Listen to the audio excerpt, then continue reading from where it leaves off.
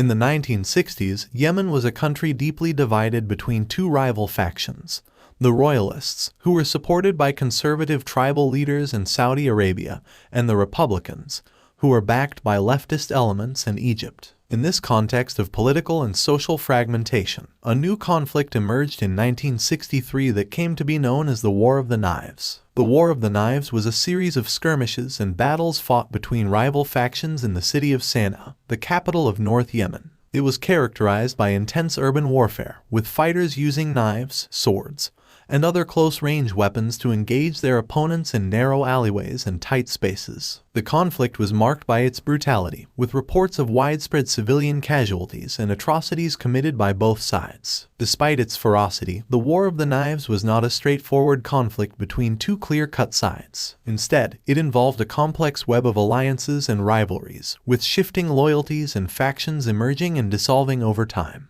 The conflict was fueled by a combination of political, economic, and social factors, including regional rivalries, tribal affiliations, and ideological differences. The War of the Knives ultimately ended in a stalemate, with neither side emerging as a clear victor. However, it had a profound impact on Yemeni society and politics, contributing to the fragmentation and instability that characterized the country for many years to come. The conflict also highlighted the challenges of building a unified nation in a society that was deeply divided along multiple fault lines. While the War of the Knives may not be as well known as other conflicts in the region, it remains an important case study for scholars and policymakers seeking to understand the complex dynamics of state building and nation building in a divided society. By examining the causes, course, and consequences of this forgotten conflict, we can gain valuable insights into the challenges of building a cohesive and inclusive society in a context of deep political and social fragmentation.